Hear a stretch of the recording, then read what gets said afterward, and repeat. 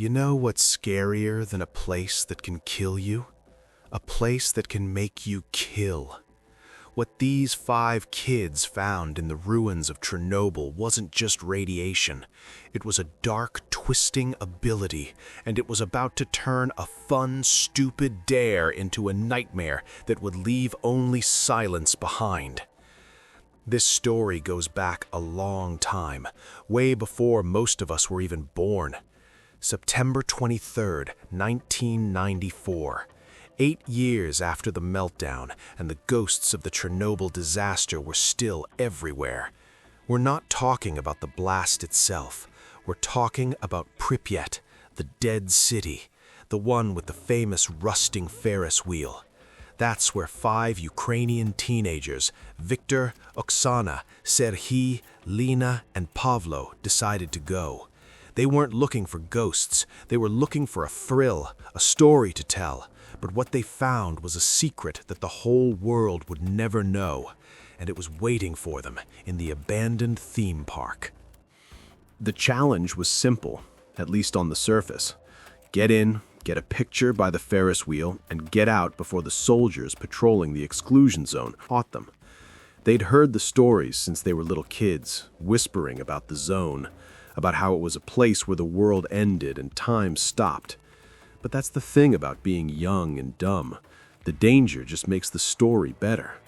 They thought they were heroes of their own little adventure, sneaking past checkpoints, crawling through ditches, smelling the metallic dust and the damp earth of the empty woods. They were laughing about it, all 5 of them, bundled up in old clothes, their faces young and full of that kind of hopeful stupidity only teenagers have. Viktor was the leader, kind of. He was the one with the old map and the borrowed camera. Oksana was his girlfriend, maybe the only one with a real steady fear in her eyes, even though she tried to hide it. Serhiy and Pavlo were the jokers, tossing around a battered empty water bottle like a football, trying to make the others laugh. And Lena, quiet Lena, she just walked, staring at the gray, decaying apartment blocks that lined the road to Pripyat. The real problem, the one that wasn't on the map, wasn't the guards or the invisible poison in the air. The real problem was what the disaster had changed in the earth and the empty buildings.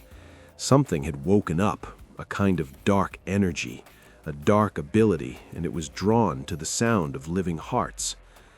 The moment they slipped through the broken chain-link fence and stepped onto the crumbling asphalt of Pripyat's mean street, the joking stopped.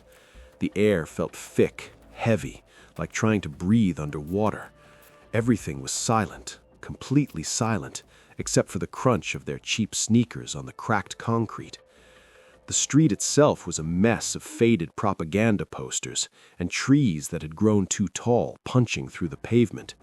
The silence wasn't the nice, peaceful kind of quiet. It was the loud, screaming kind of silence that made your ears ring. Serhiy whispered, "It smells like old iron and rain that never stops." He was trying to sound tough, but his voice cracked, which made everyone look at him. Viktor held up his hand. "The park is close. We move fast. No touching anything. No loud noises." He was trying to sound like a commander, but even he was breathing a little too quickly. They kept moving, passing building after building. A school, a supermarket, all of them empty. Windows shattered like missing teeth. Everything was just gone. Not looted, not wrecked by a fight, just gone. It was like the people just stood up in the middle of a sentence and walked out forever. This kind of emptiness messes with your head. It makes you feel like you shouldn't be there, like you're breaking a rule that was written with silence. The first sight of the theme park was the famous yellow Ferris wheel. It stood tall, rusty, and completely still. A giant skeletal eye staring out over the dead city. The bright yellow paint was peeling off in strips like sunburnt skin. The little passenger cars swayed slightly in a breeze that no one could feel. Oksana pulled her jacket tighter. "It looks wrong." It did look wrong. It looked like a carnival from a very bad dream. They walked deeper into the park. There was a field of colorful but horribly cracked bumper cars. Each one was jammed tight under its plastic canopy, waiting for drivers who would never come. Next to them, the old swing ride, the chains rusted together, the seats dangling like broken toys. Pavlo, still trying to break the tension, ran up to a bumper car and slapped it with his open hand. Clang! The sound echoed big and loud, then died instantly in the thick air. That was the first mistake. As the last echo faded, Lena suddenly grabbed Viktor's arm. Her eyes were wide, looking past the Ferris wheel towards the tree line. "Did you hear that?" she whispered. "Hear what, Lena? Just Pavlo being an idiot," Viktor said, annoyed. "No, not that. Listen." They all stopped. That loud, heavy silence came rushing back, but this time it was different. Underneath the silence, there was a sound that didn't belong. It was a thump. Not a heavy thing falling, more like a heavy pulse, a heartbeat.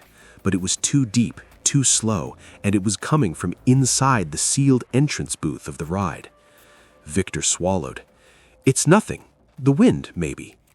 "There is no wind," Oksana said flatly, pointing to a dead leaf lying still on the ground. Another thump, this time slower, louder. It felt like the earth itself was breathing. This sound was pure dread, a sound that said, "You are not welcome here."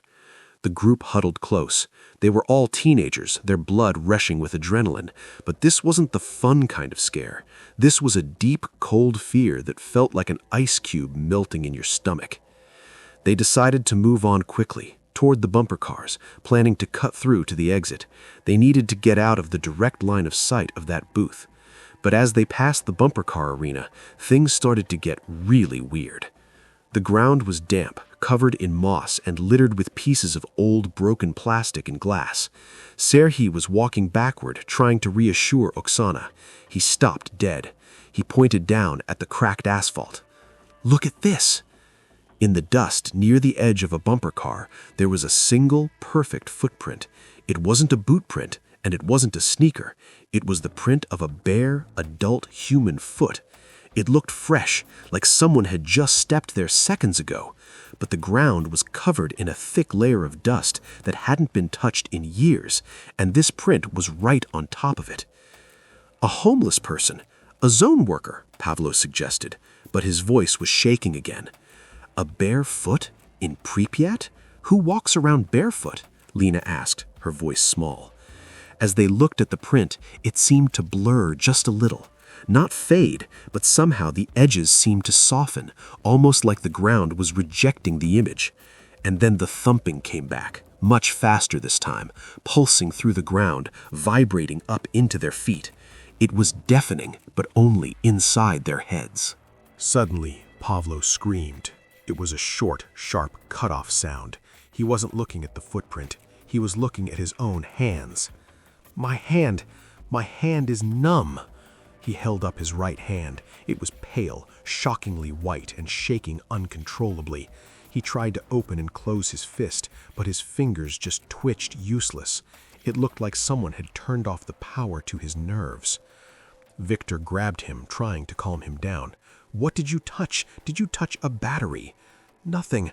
I didn't touch anything," Pavlo cried, tears starting to stream down his face, not from pain, but from pure, raw panic. "It just went cold." The others backed away slightly. This wasn't a joke. This wasn't radiation poisoning that happened slowly. This was instant, physical. Then the air shifted again. It didn't get colder or warmer. It got heavy with a feeling of deep, crushing sadness. It was the kind of sadness that wasn't their own, a borrowed, suffocating emotion that made them all want to fall to their knees and just weep. It was a pattern interrupt that hit their emotions, not their eyes. This was the dark ability starting its work. Lena was the one who named it, even though she didn't mean to. She whispered, "It's taking his ability to move." And that's when they saw it. Not a person, not a ghost. Hovering maybe 2 feet above the ground near the base of the Ferris wheel was a shimmering heat haze effect, like a blurry spot in the air on a hot day. Except it wasn't hot, it was freezing cold, and it pulsed in time with the deep thumping from the ground. It was an energy field, a distorted bubble of reality, and it was moving toward them slowly, deliberately.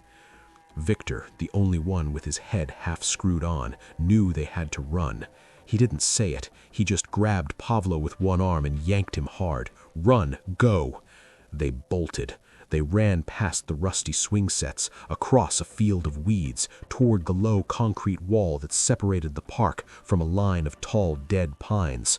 Pavlo was a dead weight, his right arm dangling, dragging his feet. Serhiy and Oksana were running ahead, blind with terror, not even looking back. As they ran, the shimmering air bubble followed, moving without making a sound. And as it moved, the earth around it seemed to die even more. The green moss turned instantly brown. The dead leaves turned to powder. It was sucking the life out of everything in its path, creating a wake of total, complete decay. Oksana tripped on a root, falling hard under the concrete. She didn't cry out. She just scrambled to get up, her hands scraped and bloody. As she looked up, she saw something that made her freeze. The heat haze bubble wasn't just killing the plants, it was creating something. Or maybe it was revealing something that had always been there. From the swirling center of the haze, something long and thin stretched out. It looked like a finger, but it was made of pure shadow, completely black, absorbing all the light around it. The finger tapped the ground. A small, dry wooden park bench that had been sitting untouched for 8 years instantly splintered and collapsed into a pile of white dust. The touch had aged the wood by 1,000 years. "Don't let it touch you!" Viktor screamed, yanking Oksana up with all his strength. They reached the wall. It was too high to jump quickly. They had to climb. Serhiy, being the strongest, scrambled over first, disappearing into the pines. Oksana followed. Viktor tried to push Pavlo up, but Pavlo's legs were starting to twitch too. "Go! Leave me!" Pavlo gasped, his breath coming in ragged, painful wheezes. Viktor couldn't. He looked back. The shimmering heat haze was only 20 feet away, moving relentlessly, and the shadowy finger was stretching longer, reaching towards them. Lena was right behind him, staring at the monster of nothingness with wide, fixed eyes. She seemed paralyzed, unable to move, locked in a trance of pure terror. "Lena, move!" Viktor screamed, but she didn't react. She was whispering something over and over, something in old Ukrainian that Viktor couldn't quite hear. It sounded like a prayer, or maybe a curse. The shadow finger didn't reach for Viktor or Pavlo. It reached for Lena. It touched the sleeve of her coat, just a light brushing touch on her left elbow. The effect was instantaneous and horrifying. There was no sound, no scream. Her coat sleeve, her skin, and the bone beneath it simply vanished. Not decayed, erased. It was as if that part of her had never existed. A clean, perfect, terrible circle of nothingness appeared on her arm, and her face went blank, her eyes rolling back into her head. She collapsed immediately, a puppet with a broken string. Viktor didn't think anymore. The sight of Lena's impossible injury, the realization of what this thing was doing, short-circuited his brain. This wasn't a monster they could outrun. It was a force that manipulated existence itself, stealing not just life, but the very essence of being. The dark ability. It could take away the ability to move, the ability to stand, the ability to exist. It was a complete, final destruction. He shoved Pavlo, who was now completely unable to move or speak, through a gap in the fence near the wall, a small hole he hadn't noticed before. "Serhiy, get him!" Then he turned, not to run, but to grab Lena. He wasn't thinking about safety. He was thinking about how he couldn't leave her, how this whole stupid idea was his fault. He grabbed Lena's belt and started dragging her. The shimmering entity pulsed again, violently this time, and the shadowy finger darted out, not stretching, but simply appearing 6 feet away, closer than before. It was an instant jump, a break in the rules of physics, a true pattern interrupt that suggested intelligence, not just instinct. Viktor pulled harder on Lena's belt, his lungs burning, his muscles screaming. He got her halfway to the hole when the ground beneath his feet began to change. The asphalt didn't decay, it suddenly became soft, like wet clay, sucking at his boots. The ability was learning, adapting. It wasn't just physical decay, it was immobility that it was granting itself, an ability to bind its prey. He felt his left foot sink, trapped. He screamed a raw animal sound of sheer panic and pain. He wrenched his foot out, leaving his boot behind, the suction sound loud and sickening. He was down to one shoe, scrambling on his hands and knees, dragging Lena toward the narrow escape route. Just as he was about to make it, another emotion hit him, worse than the sadness. It was pure distilled anger. Not his anger, the ability's anger. It was a terrifying wave of rage against life, against them, the intruders. It made his eyes tear up and his stomach churn. The shadowy finger appeared an inch from his face, hovering, vibrating with malevolent focus. Viktor closed his eyes, accepting the end, waiting for the feeling of nothing to claim him. But the touch never came. Instead, he heard a sound that was completely out of place, the muffled, grinding, hissing sound of the old bumper cars nearby.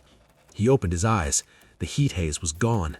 The shadowy finger was gone. The intense, borrowed anger was gone. Everything was quiet again, the dreadful, loud silence of Pripyat.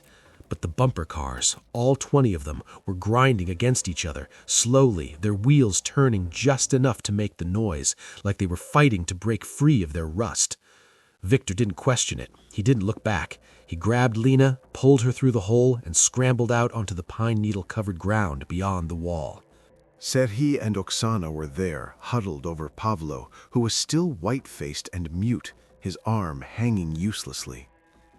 "Lena, what happened to her?" Oksana gasped, looking at the impossible clean hole in Lena's arm. It touched her. We have to go."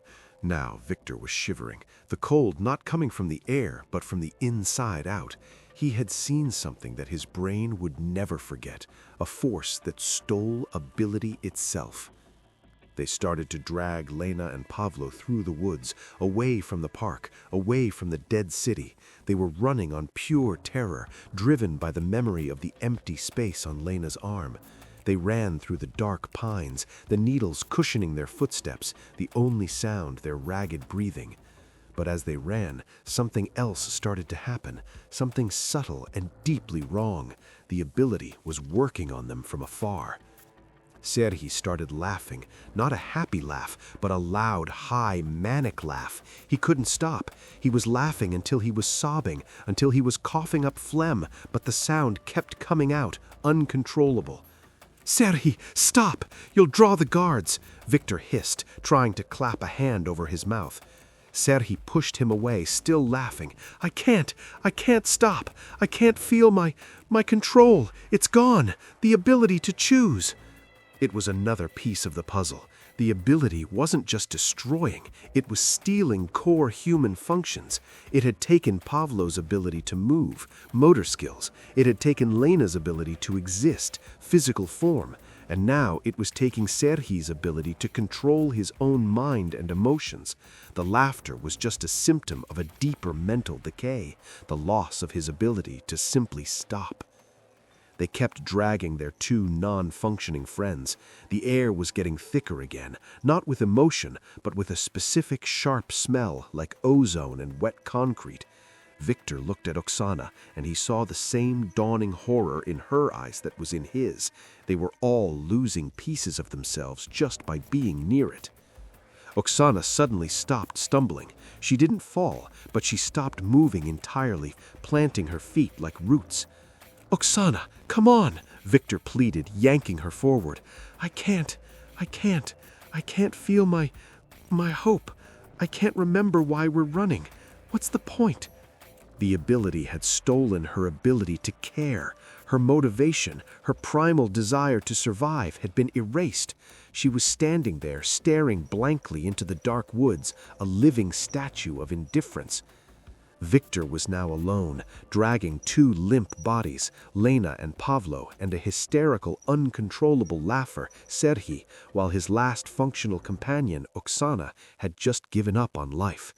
He felt a spike of pure, crushing despair, but he forced himself to move. He had to keep moving. He had to be the one thing that the dark ability couldn't take, the ability to try. He dragged them for what felt like miles past the edge of the residential blocks, back toward the main road. The sun was starting to set, turning the sky a deep, ugly, radioactive orange. The shadows lengthened, and everything looked like a monster. He looked back at the city behind them, and that's when he saw the last terrifying vision. All the bumper cars were now out of the arena. They weren't rolling, they were standing in a circle on their little rubber wheels, facing out as if guarding the park. And the deep, slow thumping sound was coming from their collective center, a huge, unified heartbeat. The ability hadn't just stolen from the kids, it had given life to the park, an army of steel and rust animated by the stolen life force of their lost abilities. Viktor didn't stop to look. He just pushed harder, shoving Pavlo and Lena into a drainage ditch, using the last of his strength. Serhiy, still laughing hysterically, tripped and tumbled in after them. Oksana, still indifferent, simply walked straight forward out of the woods and onto the road, walking back toward the city, toward the sound, toward her own end. Viktor watched her go, frozen for a second, feeling the immense pull of her despair, the temptation to just sit down and accept the inevitable. But the memory of Lena's arm, of the clean, impossible void, snapped him back. He was the only one left. He had to save the two he could still physically move. He pulled Serhiy, who was now just a pile of shaking, laughing muscle, and Pavlo, who was completely inert, out of the ditch. He had no plan. He only had one thought: survive. He didn't know how long he walked. It was dark now. The air was thick with the smell of ozone and the invisible, crushing weight of all the stolen human emotions. He felt his own ability to reason slowly slipping away, being replaced by a simple fight-or-flight lizard-brain panic. He was just a machine, pulling cargo. He finally reached a dilapidated guard shack on the edge of the exclusion zone. It was old, wooden, and covered in a thick, wet layer of fungal decay. He kicked the door open with his bare foot, ignoring the sharp, stinging pain of the splinters. He dragged Pavlo and Serhiy inside, slamming the door shut. He collapsed on the floor, breathing hard, looking at his two friends. Pavlo was a vegetable. Serhiy was a laughing, sobbing mess. And Oksana and Lena were gone, swallowed by the dark ability that was learning and growing in the amusement park. He looked down at his own hand. He was waiting for the numbness, the indifference, the uncontrollable rage. But it wasn't there. He was just tired, scared, and hurting. But then he looked at his hand again, and he saw a flicker of something new, something he had never noticed before. The ability had taken so much from them, but maybe, just maybe, it had left a piece of itself behind. A small, cold, dark pinprick of energy right at the base of his thumb. He focused on it, on the cold spot in his own warm flesh, and suddenly he felt a strange new power. He turned his attention to the wooden wall next to him. He didn't touch it. He just focused all his remaining will on it, and the wood, right where he was looking, didn't decay. It just bent. It warped, slowly, silently, like soft rubber twisting inward, until a large splintered section popped off and fell to the ground. The ability hadn't just taken things. It had given him the inverse of the terror he had just faced. It had given him a piece of its power, the ability to change things, to command a limited, terrible, dark ability of his own. He looked at his friends, and then back at the distorted hole in the wall. The fear was still there, a huge, heavy thing in his chest, but now it was mixed with a cold, terrifying calculation. He had the power to protect them, but the cost was everything he had ever been. He felt the deep, slow thump of the amusement park entity echoing through the earth, louder than before, calling to the piece of itself that was now inside him. It was coming for its stolen power. He knew he couldn't stay. He knew the authority of the zone would be here soon. He knew the thing in the park would be here sooner. He had to use the dark ability before it completely possessed him. He looked at the hole in the wall. He needed to make it bigger. He focused again, pouring his entire self into the cold spot on his thumb, feeling the strange, horrible surge of power. The wood around the hole groaned, twisting and splitting, tearing itself apart to create a perfect opening. He felt his head spinning. The power was too much, too fast. He grabbed Pavlo, dragging him through the opening, then Serhiy, who was still locked in his loop of hysterical laughter. The sight of his friend, laughing like a madman, dragging him to safety through a hole he had created by bending reality, was the last straw for Viktor's sanity. They made it out, staggering into the cold Ukrainian night. The air was clear, but the silence was now a prison. They walked for hours, Viktor half carrying his friends, fueled by a fear that had been warped into a strange, dark strength. He looked at his hand one last time, watching the cold pinprick pulse on his thumb. He was no longer just Viktor. He was a piece of the zone, a vessel for a power he didn't understand. And he was hunted. They never spoke of Lena and Oksana again. They never spoke of the theme park. They were caught by the zone authorities 2 days later, dehydrated and delirious. The authorities never found the hole in the guard shack. They never found the destroyed wooden bench. They wrote the boys off as victims of acute radiation sickness and mental breakdown. Pavlo never spoke again. Serhiy never stopped his manic laughter. And Viktor was released a few weeks later. He told no one the truth. He never used the ability again. He just lived with the constant cold thumping in his heart, waiting for the day the thing from Pripyat came to reclaim what he had stolen. He knew it wasn't a matter of if, only when. And he knew deep down that the park was still learning. The ability was growing. Next time, it would take everything. 3 teenagers went in, and 3 came out, but only one was still a person. Pavlo was a hollow statue. Serhiy was a constant broken echo of hysteria, and Oksana and Lena were silent voids in a story that no one would ever believe. The dark ability didn't kill them. It simply took the pieces of them that made them human. It took their control, their hope, their ability to move, and their very existence. But in taking, it gave Viktor a terrible secret, the power to bend reality, a stolen piece of the monster that now lives inside him. He is the last survivor, and he is a walking time bomb, forever listening to the thumping heartbeat of the abandoned park, knowing that one day the creature will return for its final piece. Subscribe to the channel before the dark ability finds you.